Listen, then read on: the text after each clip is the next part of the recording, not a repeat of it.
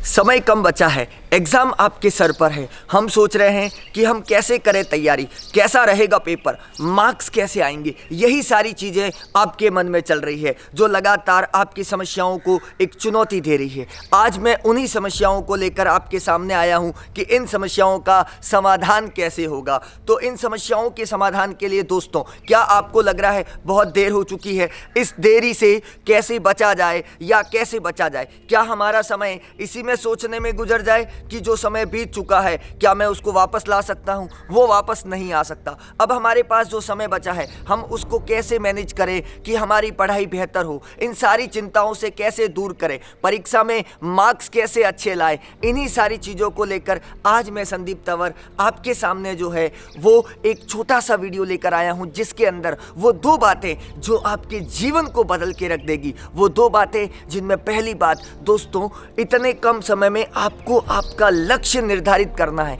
एक ऐसा सपना, एक ऐसा मुकाम जो आपकी नींद उड़ा दे, जो आपको सोने न दे, जो आपको चैन से बैठने न दे। सिर्फ एक ही लक्ष्य दोस्तों, जो हमेशा जिस पर आप केवल फोकस कर सके, आप अपने लक्ष्य पर पहुंच सके। दोस्तों, एक छोटी सी घटना जिसका मैं यहाँ पर जिक्र करूंगा कि एक बार एक गुरु अपने आश्रम के अंदर अपने शिष्यों के साथ बैठे होते हैं। उन्हें अपने शिष्यों की परीक्षा लेनी होती है, ठीक उसी प्रकार से जिस प्रकार की अब आपके सामने भी परीक्षाओं की बहुत बड़ी चुनौती है।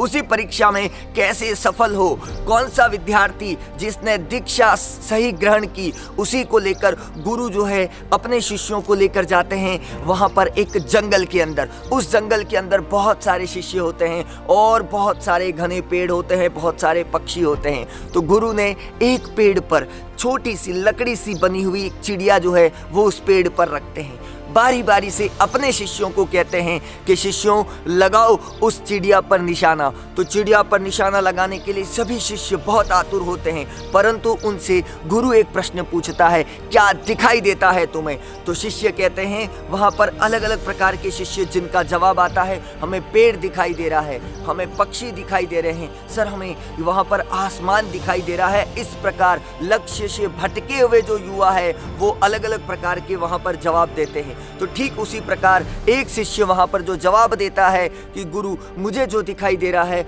वह है केवल और केवल वह चिड़िया। इसका मतलब है कि आपका लक्ष्य भी ठीक उसी प्रकार से होना चाहिए जिस प्रकार से उस बालक का, उस शिष्य का जो लक्ष्य था केवल चिड़िया। तो हमारा लक्ष्य, हमारी परीक्षाएं निकट है तो हमारा लक्ष्य केवल एक ही चीज पर, हमारा फोकस केवल और केवल परीक्षा पर होना चाहिए। इधर उधर की सारी बातें भूल जाए। हमें ये नहीं सोचना है कि अब मेरा समय बीत चुका है, अब मैं कैसी अपनी तैयारी करूंगा, किस प्रकार करूंगा। तो हमें जो है सारी चीज़ों को, इन सारी चीज़ों को, मन मुटाव को, इन सारी बातों को दिमाग से निकालते हुए हमारा फोकस जो है वो केवल और केवल जो है वो इस बात पे होना चाहिए कि मैं अच्छे मार्क्स कैसे गेन करूं, मैं परीक्षा में टॉप कैसे करूं। तो एक ऐसा लक्ष्य देखो जो आपको सोने न दे, जो आपके सपनों की नींद को उड़ा दे। सपने देखो दोस्तों, पर खुली आंखों से देखो और उन सपने पूरे करने का हौसला जो है वो लो है जो अपने मन में हमेशा जलाए रखो। दोस्तों, दूसरी बात